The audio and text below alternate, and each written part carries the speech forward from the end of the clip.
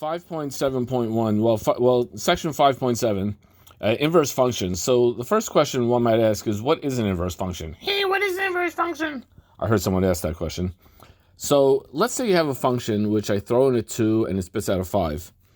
If I can find an inverse function is one where I would throw the 5 into this, I write it this way, f inverse, and it spits out a 2. In other words, the inverse function undoes what the original function did. So the next question you may wonder is, how do you find an inverse function? How do you find an inverse function? I knew you were wondering that. Suppose we have y equals x to the third plus 7. In order to find the inverse, I switch the x and the y. And now I solve for y. And I have y equals the cube root of x minus 7. This is the inverse. Let's do another example. Y equals x plus 1 over x minus 1. So first step is switch the x and the y. And the second step is solve for y. I'm going to multiply both sides by y minus 1. I'm going to distribute out the parentheses, and I'm going to bring all the y's to this side and all the other numbers to the other side.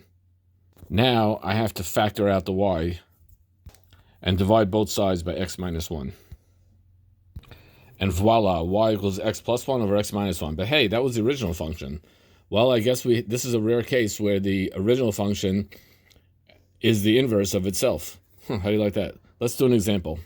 Let's start with the original function and plug in, x equals 5. Let's start with the original function and plug in x equals 3. So I'm starting with x plus 1 over x minus 1. I'm plugging in x equals 3. And let's see what y comes out to be. So x equals 3, that gave me a y value of 2. Now, an inverse means I could take the value 2 and plug that into the inverse function, and that should give me a 3. Let's see what happens. If I plug x equals 2 into the inverse function, then I get y equals 2 plus 1 over 2 minus 1, which equals 3. So this function, surprisingly, is its own inverse. Isn't that awesome? Let's look at one more example. Y equals 2x minus 1 over x plus 1. I switch the x and the y. That's my first step. And now I solve for y. So I bring y plus 1 to the other side. I distribute the parentheses. And I bring all the y's on one side, the x's on the other side. And now I factor out the y, divide by x minus 2. And here's my inverse function, y equals negative x minus 1 over x minus 2. And that is how we find an inverse.